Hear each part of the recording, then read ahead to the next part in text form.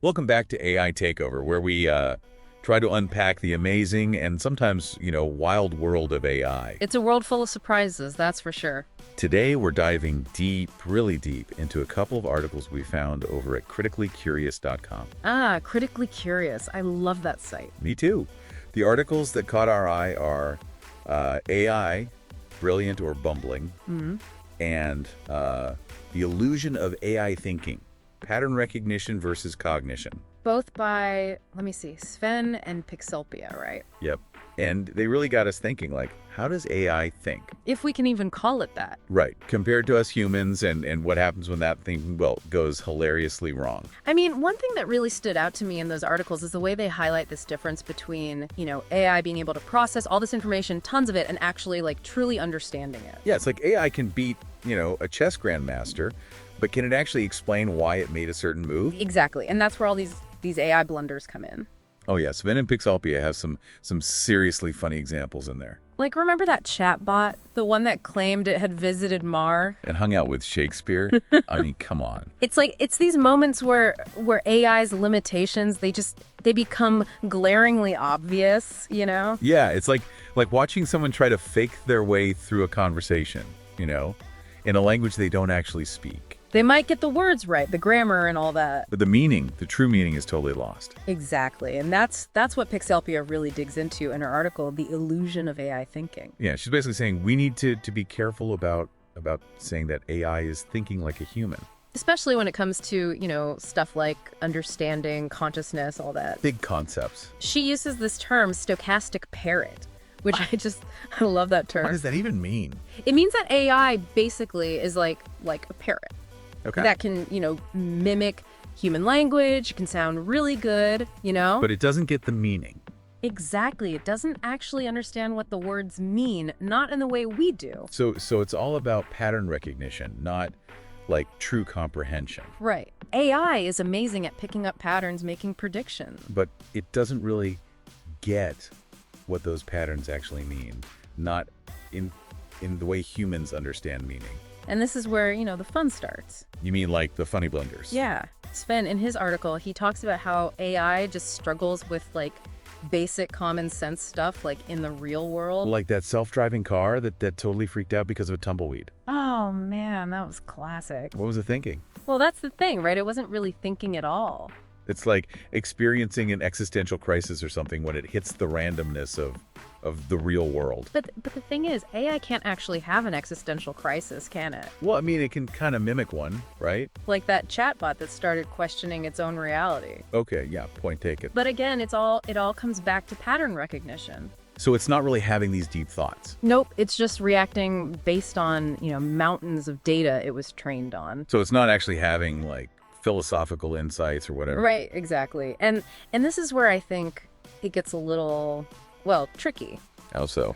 Because if we start overestimating what AI can do, if we treat it like it, thinks like a human, Then we could be in trouble. Yeah, I mean, PixelPia, she talks about the importance of AI literacy. AI literacy. Yeah, we need to understand, how AI actually works. Its strengths, its limitations. So that we can, use it effectively. Responsibly. Exactly. So it's not about being scared of AI or, rejecting it altogether. It's more about being informed. Being a critical user. Okay, so we've talked about all these funny AI blunders and the fact that AI isn't really thinking the way we do. But AI can do some pretty impressive stuff. Well, yeah, definitely. I mean, it can analyze medical scans. It can predict stock market trends. Yeah. It can even create amazing art. But even in those areas, we got to remember that AI has its limits. Right. Let's take AI art, for example. Sven has this whole section in his article about the uncanny valley of AI art. Oh, yeah, the uncanny valley. You know that creepy feeling you get when something looks almost human, but not quite? Like those AI-generated faces where the features are a bit off. Or the bodies that bend in ways that are physically impossible. Yeah. Sven points out some really weird examples like that cat with 7 legs. 7 legs? What? And no, it's impressive in a way, but also super disturbing. AI is still learning the rules, the rules of human aesthetics. And sometimes it just gets things spectacularly wrong. Spectacularly, yes. So even in its brilliance, AI can still be pretty bumbling. That's a great way to put it. And I think that's what makes this a whole topic so fascinating. Yeah. AI is constantly pushing the boundaries of what's possible, But it also reminds us of what makes us human. Like what? Our creativity, our empathy, our ability to make sense of, this crazy, unpredictable world. Speaking of crazy and unpredictable, AI seems to have like a real problem with human language. Oh, yeah. I mean, it can write grammatically perfect text, sometimes even stylish stuff. Yeah. But it often like totally misinterprets, the actual meaning. It's like AI can speak the language, but it doesn't really get the nuances, the slang, the humor. Yeah, like it's missing the subtext. Right. We've been looking at those AI blunders, the funny ones. The ones that make you laugh and then think, wait, what? And this whole idea that AI, for all the amazing stuff it can do, it doesn't really think like we do, right? Right. It's more like, I don't know, like a super mimic or something. Relying on like pattern recognition. Instead of like actual understanding. And that brings up some pretty important questions. Like, how much can we actually trust AI? Especially as it, becomes more and more a part of everything we do. Well, PixelPia, in her article, The Illusion of AI Thinking, she warns us about this danger of like overestimating what AI can really do. Like thinking it's smarter than it actually is. She says it's because, AI can sound so convincing. Like you can give these logical sounding answers. And it's easy to fall into this trap of thinking, oh, wow, it really gets it, Like it understands. But it doesn't. Not really. It's like, I don't know, that friend who can like talk a big game. But then can't actually back it up. Yeah. But the problem is, with AI, the stakes are a lot higher than just, being let down by a friend. Exactly. Like if we're relying on AI to make big decisions, like in healthcare or finance. And it's working with bad logic or biased data. Things could go really wrong. Yeah, it's not just about AI, making funny mistakes like mistaking a bald head for a soccer ball. Which, I mean, is still pretty funny. It is, but it's about the potential for real harm. If we just blindly trust these AI systems without understanding, what they can and can't do. That's why PixelPia keeps talking about AI literacy. It's not about like becoming a computer whiz. It's about like having a basic understanding. Yeah, like how does AI actually work? What's it good at? What's it not so good at? And how do we interact with it, in a smart way? It sounds like AI literacy is going to be like essential. More than even like regular literacy, For just navigating the world. It's about being an informed consumer of AI. Like asking the right questions. Making sure we're using it responsibly. Listening. Exactly. Yeah. So it's not about, saying no to all AI. More about approaching it like carefully. With a healthy dose of skepticism. Yeah, like you would just jump into a car without knowing how to drive, right? Right. So in this age of AI, we need to like equip ourselves, the knowledge, the skills to navigate this whole new world. So okay, let's get practical here. Okay. What are some actual steps we can take to like boost our AI literacy? I mean, where do we even begin? Well, there's tons of stuff online. Like what? Websites, articles, even like online courses that break down all these AI concepts, make it easy to understand. And don't forget, just, talking to each other about it. Yeah, that's huge. Sharing our experiences, our worries. Oh, we're excited about. I think that's key. The more we talk about AI, the less scary it seems, Yeah. And the more we understand it, the better we can like shape it, Make sure it's actually beneficial for humanity. Okay, so we've talked about, being skeptical, being informed users of AI. Right. But let's go back to those AI blunders for a sec. Okay. I mean, they're funny. Yeah. They are. But they also like show us something kind of interesting about how AI interacts with the world. Right, like how it sees things, how it processes things. Sen, he focuses a lot on AI's struggles with language. With meaning. Yeah, and it's clear that even though AI can, write all this fluent text, it often just misses the point. Like it doesn't get the humor, the sarcasm, the subtleties. It's like it could speak the language, but it doesn't understand the slang or references. Yeah, like it's speaking the words but not the dialect, Totally. And Sven, he has some great examples of this. Like, remember that one with the translation bot? Oh yeah, the one with I am a jelly donut. It turned it into like this whole existential thing. Like the jelly donut was having a midlife crisis or something. Exactly. Or how about that content moderation AI that banned the word turkey? No more turkey, why? Who knows? Maybe it thought it was, like, offensive. Can you imagine Thanksgiving dinner with that filter in place? Oh, the family arguments. It would be wild. It's like AI is playing this huge game of Mad Libs with language Just filling in the blanks. without getting the context. Big humor. Which brings us back to that whole, stochastic parrot idea. So. Yeah, that AI can mimic human language really, really well. But it's not really understanding what it's actually saying. And that leads to some really interesting questions. Yeah, like if it's just mimicking, can it ever be like truly creative? Can it come up with something new? I mean, AI art can be, visually amazing. Oh yeah, stunning. But is it actually original? Or is it just like a really sophisticated remix of human creations? That's a debate that's happening right now in the art world. Some people are saying AI art is like this whole new form of expression. Others are saying it's a threat. Like to human artists. Yeah. It's almost like we're back to that first question, is AI truly brilliant? Or is it just really, really good at faking it? And if it is just mimicking, does that take away from, its value, its impact? These are questions that I think we're going to keep wrestling with As AI keeps developing? But you know what? For now, I think let's shift gears a little and talk about something that's been on my mind a lot lately. What is that? The future of AI and how it might affect, human intelligence. And human creativity. Exactly. Okay, so we're moving from the present to the future now. Yeah, let's take a peek. What are your thoughts? Like, will AI make us, smarter? Or lazier? Ooh, that's a good one. That is the question, isn't it? Some people are like really worried That AI is gonna become super intelligent. and take over the world.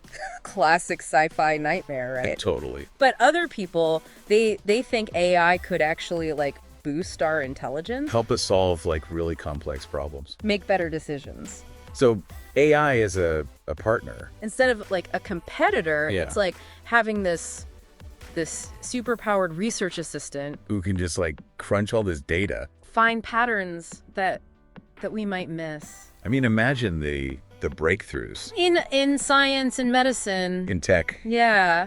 But it also brings up some worries, doesn't it?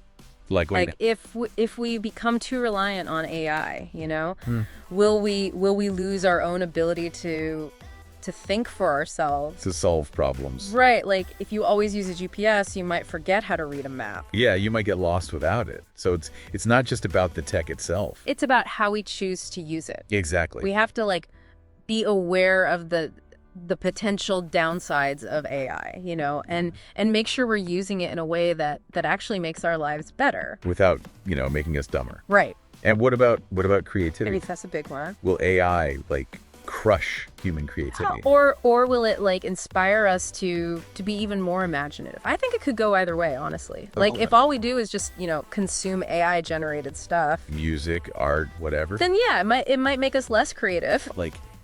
If all we listen to is AI generated music, we might forget how to appreciate human music. The nuances, the emotions. Yeah, it's like eating nothing but, I don't know, protein bars. You might survive. But you're missing out on the joy of real food. Exactly. But if we look at AI as a tool, A tool for collaborating. then it could really open up our creativity. Like an artist working with an AI to come up with new ideas. New styles, new forms of art. That's a cool way to think about it. AI as a partner. Not a replacement. Yeah. And I think that's where the real excitement is, not in replacing humans. But in figuring out how humans and AI can work together. To create something really amazing. Something new. So the future of AI, it's not set in stone, It's something we're creating. With every choice we make. Exactly. And that's why it's so important to have these conversations, to really think about what AI is doing. The good, the bad. To make sure it's developing in a way that matches our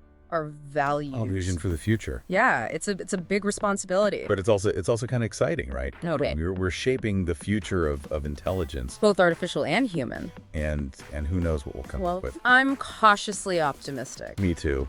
Yeah. And speaking of cautious optimism, Yeah. we're gonna wrap up this part of our deep dive into AI. We've covered a lot. From those funny blunders to the big questions about the future. But the conversation doesn't stop here. No way. Keep exploring, keep questioning, keep engaging with this whole world of AI. Share your thoughts, your experiences, your hopes for the future. With us, with each other. Because at the end of the day, the future of AI, it's a human story. And we're all writing it together. For the last part of our deep dive into AI. We've explored AI's funny side. The blunders, the weird stuff. And this whole idea that it doesn't really think like we do. The illusion of thinking, yeah. And now we're facing the big question. The one everyone's wondering about. What does AI's rapid evolution It's moving so fast. mean for us? Yeah. For human intelligence, for human creativity. It's kind of A exciting. little scary, right? Definitely. I mean, think about it. We have AI that can diagnose diseases, compose music, even write poetry.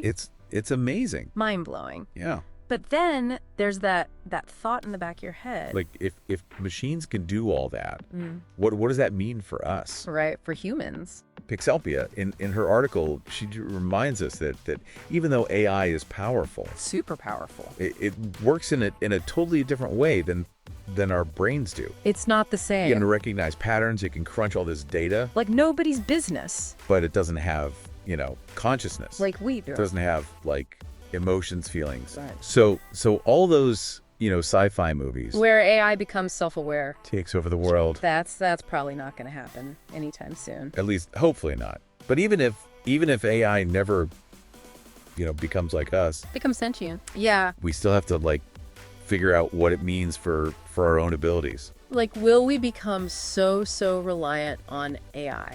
That we forget how to think for ourselves. It's a real concern. Will we forget how to solve problems? I mean, think about it. If you always have a calculator, you might forget how to do basic math in your head. Right. So it's not just about the technology, the AI itself. It's about us. It's about how we use it. Okay. So how do we strike that balance How do we make sure that AI helps us? and doesn't, replace us? I think it starts with education.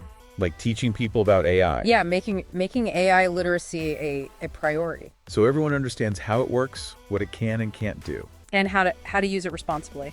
Kind of like how we teach media literacy, right? To help people navigate all the information out there. Exactly. We need to give people those critical thinking skills. So they can look at AI's output. And question it and spot the biases. Right. And what about creativity? Will AI kill human creativity? Or will it, inspire us to create even more amazing things? Tough question. I think AI could do both, honestly. Well, on that note of shaping the future, And cautious optimism. we're gonna wrap up this deep dive into the world of AI. We've covered a lot of ground. From those funny AI fails to the big questions about what it all means. But this is just the beginning of the conversation, really. So keep exploring, keep asking questions. And keep sharing your thoughts and experiences with us, with each other. Because the future of AI, it's a story we're all writing together. And it's going to be an amazing one. Thanks for joining us on AI Takeover. We'll catch you next time for another deep dive into the ever-evolving world of AI.